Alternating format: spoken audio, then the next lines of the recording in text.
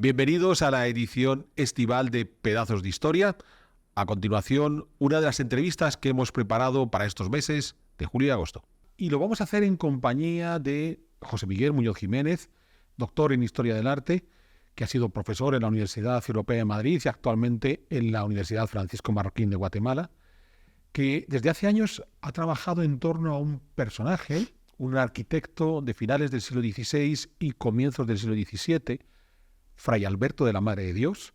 Estoy seguro que para la mayor parte de nuestros espectadores este nombre les puede resultar desconocido, y sin embargo fue uno de los arquitectos más notables de estos finales del XVI y comienzos del XVII, para que nos encajemos entre figuras más famosas.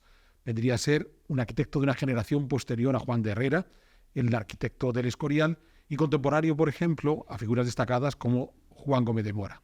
Pues bien, José Miguel Muñoz Jiménez, en compañía de José Luis García Martínez, publicaron recientemente este libro dedicado a Fray Alberto de la Madre de Dios. No es la primera publicación que se ha hecho en torno a este arquitecto. El propio José Miguel ya hizo hace unos cuantos años un librito más breve, pero es una publicación que ha tratado de recoger una cantidad notable de las obras que hoy conocemos asociadas a Fray Alberto. Pues José Miguel, muchísimas gracias de estar con nosotros en Big One. Muchas gracias a ti, querido Alberto, porque es importante dar a conocer a este personaje y su obra.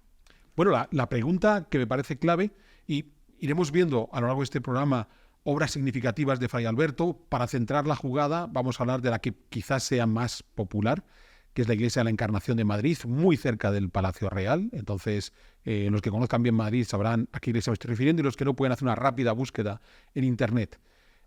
A partir de ahí, de Fray Alberto, habéis documentado más de medio centenar de obras. Sí, cerca de 80 obras. Entonces, no todas novedad, pero sí el total de obras documentadas supera ya los 70 y otras tantas atribuidas. Entonces, la pregunta inicial parece evidente. ¿Cómo es posible que un arquitecto que construyó tanto, que incluso tiene obras vinculadas al área en aquella época del Alcázar Real, no estuviera en una posición notable en los libros de historia del arte? Pues mira, Alberto, esto es muy interesante y es un ejemplo de que no todo está dicho ya en historia del arte, afortunadamente, ¿no? Pero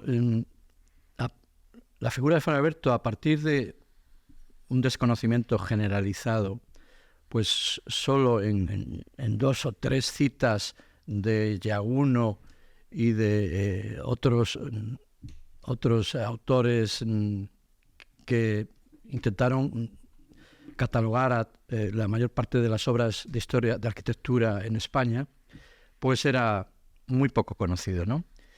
Otra cosa es que los documentos estaban en los archivos y incluso en la historiografía hay un año clave que sería 1975, año en que el profesor Agustín Bustamante García, en el curso de su estudio para la arquitectura del clasicismo en la ciudad y en el obispado de Valladolid, trabajando en Madrid, encontró nada menos que un montón de documentos referentes precisamente al convento que has citado de la Real Encarnación de Madrid, en los que figuraba continuamente el nombre de Fray Alberto de la Madre de Dios como director de la obra, como tracista, como responsable del contrato de maestros, escultores y demás. De tal manera que cuando Agustín Bustamante publica en el año 75 este artículo tan importante, se provocó una auténtica conmoción, ¿no?, en los círculos historiográficos sobre todo del siglo XVII. Dicho esto, a pesar de que quedaba demostrado que Fray Alberto fue el tracista de esta maravillosa iglesia y de todo el convento que está al lado, pues encontró Fray Alberto un cierto rechazo, ¿no?, por parte especialmente de 2 importantes historiadores de la arquitectura española del momento, que no quisieron reconocer esta importancia. Continuamente en sus publicaciones se referían a Fray Alberto como un aprendiz, un ayudante, un aparejador, como mucho, un practicón, en el sentido de que le negaban la posibilidad de que fuera arquitecto formado en los tratados de la época. Esto, afortunadamente, en vez de apagar del todo a esta figura, pues provocó en algunos, entre ellos en mi persona, la necesidad de reivindicar a Fray Alberto, ¿no? Y te puedo contar cómo conseguimos esa reivindicación. Primero, el profesor Fernando Marías, en su tesis doctoral sobre la arquitectura del Renacimiento en Toledo, importantísimo arzobispado, encontró a Fray Alberto, como no, en varias obras, ¿no? Lo situó como un discípulo indirecto de Juan de Herrera, como tú has dicho antes. Es decir, en una especie de segunda generación de discípulos que quizás no conocieron en persona a Juan de Herrera, aunque luego comentaremos que sí que Juan de Herrera fue muy próximo a Fray Alberto y a su familia. Dicho esto, después de la tesis de Fernando Marías, se publicó en el año 84, en mi tesis doctoral sobre arquitectura del manierismo en la provincia de Guadalajara, me topé a Fray Alberto de la Madre de Dios, realizando trazas para 2 conventos de la ciudad de Guadalajara, de la capital, y para otras obras en la provincia, especialmente en Pastrana, ¿no? en la villa ducal de Pastrana. Y hay que decir que conseguí en el libro de Becerro del convento de San Pedro de Pastrana encontrar que Fray Alberto había muerto en ese convento y está ahí enterrado, ¿no? Además, en el elogio fúnebre de Fray Alberto se decía su nombre familiar, Alberto de la Puebla y Cos, y la fecha de nacimiento y, bueno, pues las fechas de profesión en la Orden del Carmelo Descalzo. Ya eran 2 aldabonazos, 2 referencias importantes, mejor dicho 3, la Encarnación de Madrid, las obras en Toledo de las Carmitas Descalzas y sus intervenciones muy, muy nombradas en la obra de la terminación de la capilla mozárabe de la catedral y en la obra del sagrario de la misma catedral. Y, en tercer lugar, estas intervenciones en Guadalajara, ¿no? El convento de las monjas de San José y el convento de los Santos Reyes de frailes carmelitas descalzos, más la colegiata de Pastrana, hecha para los príncipes de Éboli, y el mismo convento donde está enterrado, la fachada del convento de San Pedro de Pastrana. Pero, afortunadamente, como esto de la historia del arte es como un cesto de cerezas que al tirar va sacando nuevos frutos, pues poco a poco el nombre de Fray Alberto ya empezó a ser conocido entre los especialistas y ya vino una serie de citas, de documentos, de apariciones que fueron consolidando su perfil, ¿no? Se me ha olvidado comentar que unos años antes de Marías, de Bustamante y de mi tesis doctoral, ya un arqueólogo importante, Gratiniano Nieto Gallo, pues consiguió en su tesis doctoral, precisamente sobre la arquitectura de la villa de Lerma, en Burgos, también villa ducal para el primer ministro de Felipe III, el duque de Lerma, que Fray Alberto era el responsable de casi todos los edificios que componen este conjunto extraordinario de Lerma. De tal forma que la colegiata, la terminación del Palacio Ducal, de los 6 conventos, al menos 4 o 5 estaban totalmente documentados como obra de Fray Alberto. Y, de hecho, de esa tesis quedó un poco arrinconada. Apenas publicó en el año 57 un resumen que yo pude consultar en la tesis doctoral. Y, claro, ya Fray Alberto no era nadie. Era un importante arquitecto con unas obras extraordinarias, maravillosas, porque no solo la Encarnación de Madrid. Santo Domingo de Lerma es un convento de monjas impresionante, ¿no? Perdón, Santo Domingo es de Frailes. El San Blas de Lerma, convento de monjas, pues tiene una fachada maravillosa al lado del Palacio Ducal. Y esto a mí me movió a que en el año 90 hiciera una primera monografía sobre la figura de Fray Alberto. Este librito del año 90 apenas tiene 90 páginas. Me lo publicó el Ayuntamiento de Santander, porque también en ese libro Becerro de Pastrana se decía que había nacido en la villa de Santander, ¿no? Lo cual para mí fue muy interesante porque yo soy también santanderino. Y esto me llevó a hacer ese libro que salió precisamente el mismo año que saqué otro libro muchísimo más extenso sobre la arquitectura carmelitana descalza en España, México y Portugal, y intenté poner a Fray Alberto en su sitio. Todavía era solo un conjunto de unas 25 obras documentadas. Han pasado los años, han pasado 30 años, y en este libro del que vamos a hablar hoy, resulta que ya nos vamos a las 400 páginas y a un total de, como he dicho al principio, unas 80 obras documentadas y otro tanto de obras atribuidas muy razonablemente. Esto ha multiplicado pues mucho el volumen de su obra y de su carrera.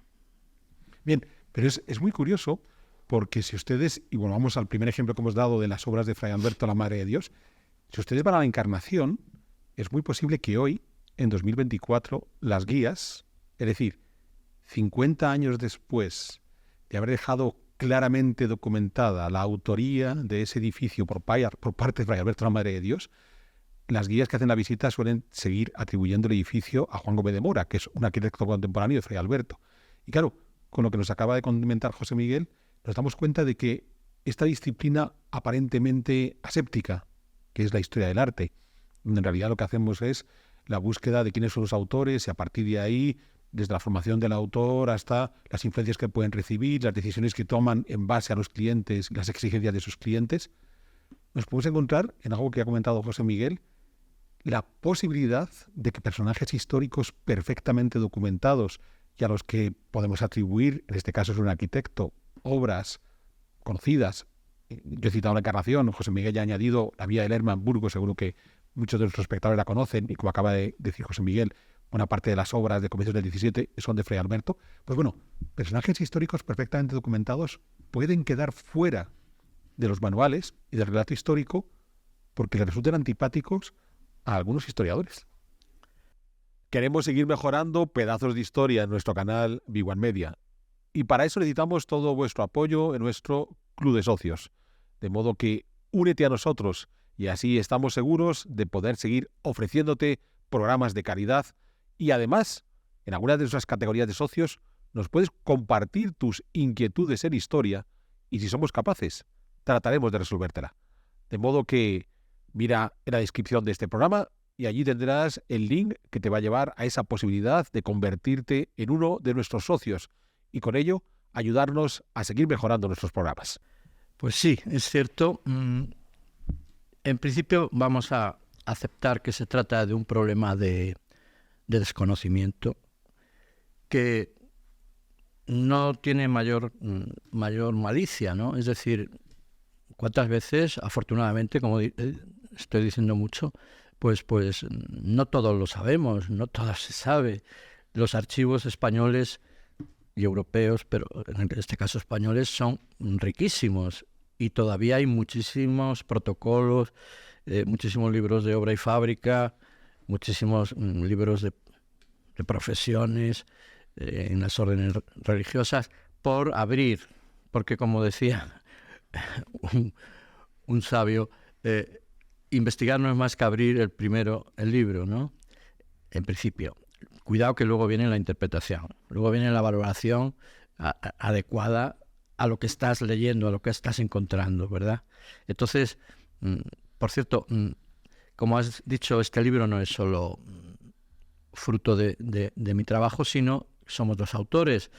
Nos hemos reunido un veterano como yo y un joven investigador, un joven archivero, José Luis García Martínez, que ha aportado muchísimo a esta obra.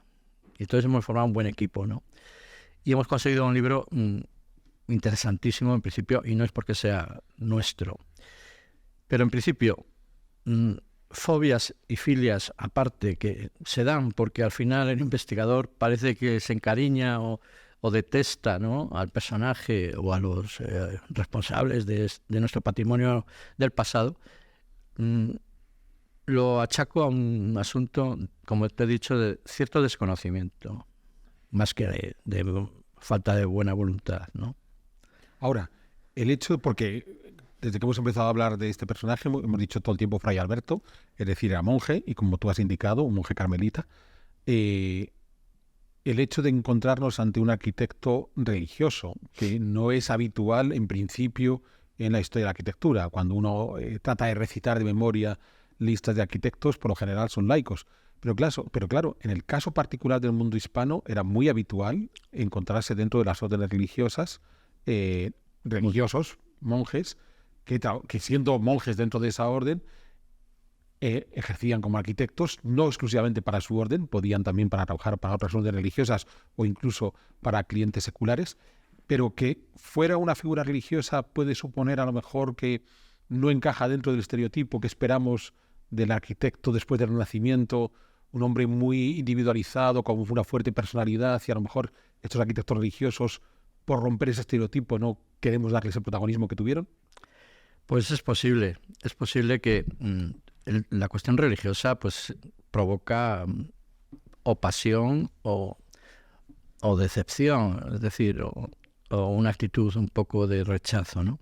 Pero tú sabes, Alberto, que el número de arquitectos religiosos, fueran monjes de los monasterios o frailes como Fray Alberto de los conventos, de las reglas ya modernas, a partir del siglo XIII, de las órdenes mendicantes y descalzas, el número es enorme, y no solo en España, ¿eh? En Italia ocurre lo mismo, en Hispanoamérica hispana al fin y al cabo también, en Portugal y en Francia. Es decir que la formación religiosa de los miembros de la Iglesia y de las órdenes pues explica este florecimiento, esta floración de tantos nombres, ¿no? Es decir que en los jesuitas, en los jerónimos, en otras órdenes religiosas también encontramos la figura del arquitecto o del maestro de obras, pero sobre todo en este caso nos interesan los arquitectos, los tracistas, que pertenecen a la orden. Y como has dicho muy bien, no solo trabajan para la orden, su fama, su prestigio, su calidad lleva a que otros comitentes, especialmente la monarquía, en el caso de Fray Alberto, y de otros arquitectos religiosos, ¿no? Y luego la nobleza, la alta nobleza, la mediana nobleza, los ayuntamientos, las universidades, puedan acudir a estos personajes, ¿no?, para solucionar pues un colegio, un hospital o, en fin, otras iglesias, alguna ermita. En el caso de Fray Alberto, y en este libro lo vemos, sin duda, el número de intervenciones de tipo arquitectónico y de tipo urbanístico es muy alto, muy alto. Hemos citado ya Lerma, que podríamos decir que es una obra de Fray Alberto de la Madre de Dios en su conjunto, iniciada por Francisco de Mora, pero terminada y completada por Fray Alberto. En el caso de Guadalajara, ciudad conventual, donde Fray Alberto cada vez tiene más presencia, no solo en Pastrán, también en el desierto de la Salceda de franciscanos, y alguna otra obra, quizá en Sigüenza, en Cogolludo, tiene un convento estupendo de frailes que acaban de restaurar de alguna manera. Pues Alcalá de Henares es otro centro magnífico de la actuación de Fray Alberto. Hemos encontrado bastantes evidencias y documentos de su actuación en Alcalá de Henares, ¿no? Como dice un documento, es gran conocedor de la ciudad, ¿no? Entonces, es así. Por ejemplo, le atribuimos en base a que la planta del convento es idéntica a la planta documentada de un convento en Ciudad Real, de frailes carmelitas, el convento colegio de los Trinitarios Descalzos, orden a la que ayudó muchísimo Fray Alberto en sus primeros conventos. Y luego colegios, por ejemplo, el colegio de Santo Tomás de Aquino de los Dominicos, fantástico edificio, ahora es el parador de turismo, cuyo patio, cuyo claustro mayor y cuya iglesia, estoy seguro de que responde a su manera de trabajar, ¿no? Es decir, que no es una figura extraña esa del arquitecto fraile o del fraile arquitecto. Bien, has contado algo que ha pasado rápidamente. Nos has dicho que había una relación poco conocida entre Juan de Herrera y la familia de Fray Alberto. Daros detalles. Sí, efectivamente. Curiosamente, Fray Alberto Amadeo de Dios, porque a veces estos frailes resulta que son de familias de maestros de obras, de hijos de arquitectos, sobrinos. En el caso de Fray Alberto, no. En el caso de Fray Alberto, su familia era una familia de hidalgos santanderinos, que tenían una casa-torre, lo cual es importante, en la Rúa Mayor, pegada a la colegiata de los santos Emeterio y Celedonio, que ahora es la Catedral de Santander, y sus hermanos eran ricos comerciantes, mercaderes con América, navieros, armadores de barcos. Pues en el caso de Fray Alberto, repito, la formación debió llegarle una vez ingresado en la orden, que ingresó en Segovia, por cierto, hizo el noviciado en Segovia. Allí conoció a San Juan de la Cruz, nada menos, y a través de las obras de los primeros conventos de la orden descalza y luego de los tratados italianos, de los que también espero que hablemos un poco, pues se formó en la práctica y en la teoría, ¿no? Dicho esto, ¿qué tiene que ver Fray Alberto con Juan de Herrera, el gran arquitecto de Felipe II? Pues curiosamente, al lado de la casa-torre de los Gutiérrez de la Puebla, de su padre, don Jerónimo Gutiérrez de la Puebla, en la Rúa Mayor, estaba la casa de los Herrera, de la familia Herrera, que eran también hidalgos montañeses, ¿no? Estos Herrera tienen varias ramas, pero en principio eran señores de Maliaño, de la Torre Maliaño y de Muriedas, y Juan de Herrera se sabe que debía ser una especie de hijo bastardo del señor de la Torre de Maliaño, y lo mandaron, nació en un pequeño pueblo, en Roy, ya en las Asturias de Santillana, y estuvo allí un poco apartado, ¿no? de la familia. Todo esto mucho antes de que Fray Alberto naciera, ¿no? Pero lo interesante es que, aunque es posible que lo conociera de lejos en alguna visita de Herrera a Segovia, a las obras del Alcázar de Segovia, por ejemplo, o a la obra del Colegio de los Jesuitas, interesante edificio segoviano, Juan de Herrera ya sería muy mayor, muy anciano, y Fray Alberto no sería más que un joven novicio, que por cierto pronto lo mandaron a Portugal siendo aún novicio, y allí intervino en la fundación y construcción de los primeros conventos portugueses del Carmelo Descalzo. Pero que en principio sí que hay una relación de familiares de Fray Alberto, hermanos, hermanas, sobrinos, con los Herrera, porque era lógico. Santander era una villa muy, muy pequeña, muy poco poblada, y entre estas familias había enlaces matrimoniales. Y luego, bueno, pues Juan de Herrera, que tampoco era de familia de canteros, curiosamente, sino que se formó en el ejército sirviendo al emperador, pero sobre todo a Felipe II, Juan de Herrera, pues también es un ejemplo de cómo, a partir del estudio de los libros, de los tratados italianos, se puede llegar a dominar, y sobre todo la base matemática, las ciencias, se puede llegar a dominar la arquitectura. Bien, aquí has ido volcando una serie de datos dispersos, pero que queremos reunir, sobre todo para que nuestro público tenga claro todos esos elementos. has diferenciado arquitecto de maestro de obra y has insertado el término tracista. Entonces vamos a leer qué son las trazas. Y ahora has insertado otro elemento que son los tratados. Entonces, el salto de maestro de obras a arquitecto es el hecho de trazar y conocer los tratados. Y cuéntanos qué son las trazas y la importancia de los tratados. Pues a ver, poco a poco empiezo por el final. Las trazas son los dibujos, los planos. Es una manera de llamarles, ¿no? Planos, proyectos, diríamos hoy también.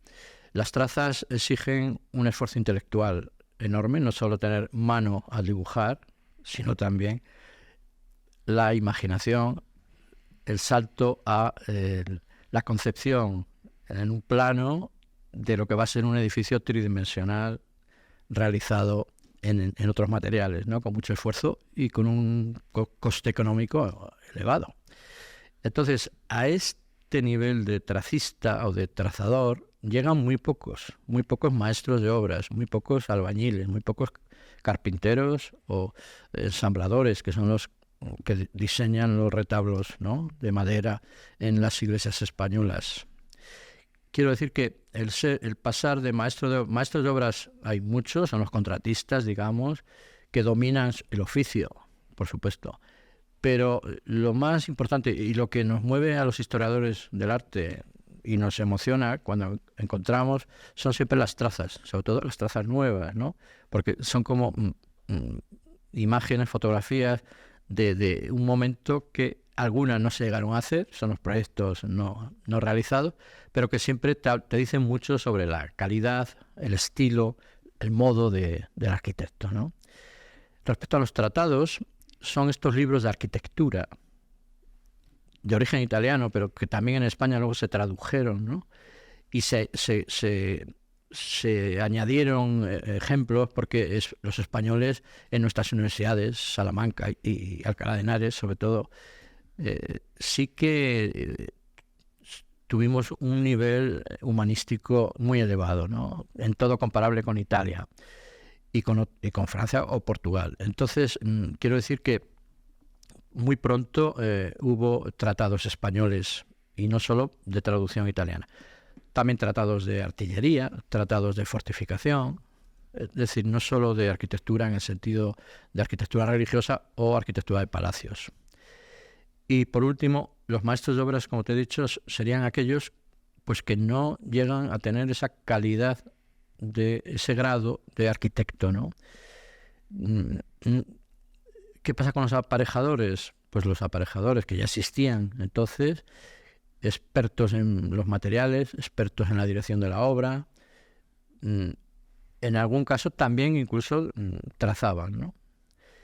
Y como dice José Luis, el otro autor de este libro, no siempre por ser tracista, por hacer una traza, te conviertes en arquitecto. A veces no es más que un buen dibujante, que era el caso al principio, en su origen más juvenil, de Juan Gómez de Mora. Más que adversario de Fray Alberto, vamos a considerar que incluso pudo llegar a ser como una especie de discípulo de Fray Alberto Ama de Dios, porque Juan Gómez de Mora pues era sobrino del gran Francisco de Mora, gran ayudante de Juan de Herrera, pero tuvo unos comienzos pues que obedecen sencillamente a su parentesco con su tío Mora, ¿no? Pero Juan Gómez de Mora, que era, lo demostró muchas veces, un grandísimo dibujante, necesitó de la tutela de Fray Alberto. Por ejemplo, en el caso de la fachada de la Alcázar de Madrid, una obra importantísima, con mucha historia de problemas económicos, escándalos financieros, desviación de precios, en fin, cosas propias del mundo arquitectónico, no solo de ahora, y que, bueno, pues en una ocasión, en 1713, Fray Alberto se sabe que consiguió una rebaja de más de 30.000 ducados, y que, bueno, el Ayuntamiento de Madrid, que era quien pagaba esa obra de la fachada, que iba a ser la última fachada de un antiguo castillo medieval y reformado por Alonso de Covarrubias, con 2 patios, pues Fray Alberto recibió un premio, un regalo de más de 200 ducados, por el ahorro que había llevado a cabo, corrigiendo a Francisco de Mora, a Juan Gómez de Mora. ¿Que hubo en algún momento alguna rivalidad? Es posible, ¿no? Pero a la vez, en ciertos años, Fray Alberto tuteló a Juan Gómez de Mora. Bueno, tenemos que ir cerrando ya porque eso se acaba el tiempo, pero me gustaría que me señalaras para ti cuáles son los aportes principales que Fray Alberto hizo a la historia del arte español y a la historia del arte en general, y el motivo por el cual merece ser considerado como un arquitecto notabilísimo en esa historia del arte. Pues sí, son muchas las facetas de este arquitecto, de este humilde fraile santanderino descalzo, ¿no? Son muchas porque leyendo el libro y viendo su trayectoria nos admira una y otra vez. Por ejemplo, aparte de esa joya que nunca dejaremos de elogiar, que es el Real Cometa de la Encarnación de Madrid, que luego se propaga su modelo por toda España y Hispanoamérica con conventos de otras muchas órdenes religiosas, pues por ejemplo le atribuimos con una certeza de un 100% a falta de documentos, pero sí por razones estilísticas, con una obra de un sepulcro de la provincia de Cuenca, donde trabajó muchísimo Fray Alberto, por cierto, en la capital, donde también tiene un convento de monjas estupendo, al lado del castillo, y en el obispado, toda la provincia, en varias ocasiones, ¿no? Pues digo que a ver, estábamos hablando de los grandes aportes de Fray Alberto. Estaban diciendo que la Paz de la Encarnación que hemos encontrado idéntico a ese sepulcro de un pueblo de Cuenca que está documentado de Fray Alberto, nada menos que el trascoro de la Catedral de Murcia, que también ponemos la fotografía en la portada. Ese trascoro de la Catedral de Murcia es una obra sin autor todavía, pero que ya se sospechaba que debía ser de un arquitecto de la corte, ¿no? De la corte de Madrid. ¿Y qué es ese trascoro con planta curva, ¿no? Planta ya barroca? Pues una de las primeras obras del primer barroco español, del barroco. Porque este es Fray Alberto. De hecho, el libro se titula Fray Alberto, arquitecto.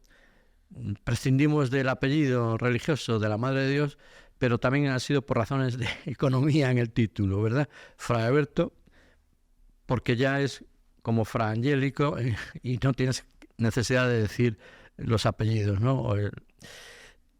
Y hay un subtítulo que dice Los inicios del barroco en España y Portugal. Pues esta es la figura de Fray Alberto.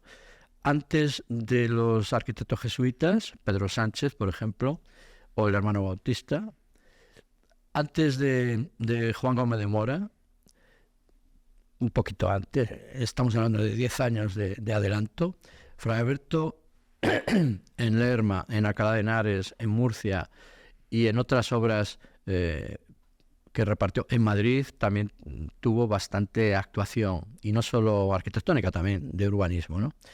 Pues Fray Alberto es eso, un poco el iniciador, el primero, y esto ya lo anunció el padre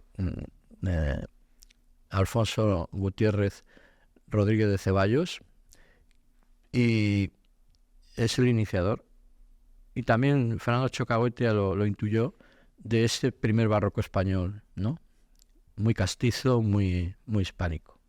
Muy bien, pues muchísimas gracias a José Miguel Muñoz Jiménez. Vamos a volver a mostrar. La obra fue publicada por la Junta de Castilla-La Mancha, solo una institución pública se atrevió con un libro de este porte, bien, Fray Alberto, arquitecto. Y solo quiero plantearles un ejercicio a todos nuestros espectadores, que recuperen la imagen de la fachada de la Encarnación de Madrid, que acaba de citar José Miguel. No fue el primer prototipo de este tipo de fachada que hizo Fray Alberto, hizo uno antes previo que haya desaparecido, San Hermenegildo también en Madrid, pero quiero que se queden con la imagen de esa fachada. Es un rectángulo levantado, con unas pilastras que limitan ese rectángulo, un frontón en la parte superior. En el primer nivel hay una arcada de acceso y luego ya vamos a tener el símbolo de la institución, de la orden religiosa que pueda haber al interior de la iglesia, y la ventana que ilumina las naves.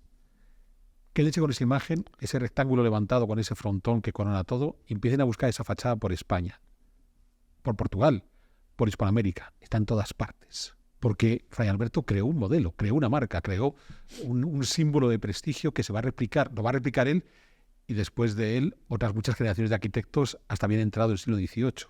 Entonces, les reto a que hagan ese ejercicio. Yo lo he hecho en ocasiones cuando he estado visitando con colegas ciudades y pueblos de España, porque está en tantísimos lugares que sorprende pensar que el arquitecto que puso en marcha, por ejemplo, esa solución de fachada, que ya digo, se repite una y otra vez, docenas y docenas de veces por toda la península ibérica, no tenga el reconocimiento que ahora ya estamos consiguiendo que se merece. Y bien, hasta aquí, como siempre, muchísimas gracias por acompañarnos en esta nueva edición de Pedazos de Historia y les invitamos a que nos acompañen en futuros programas.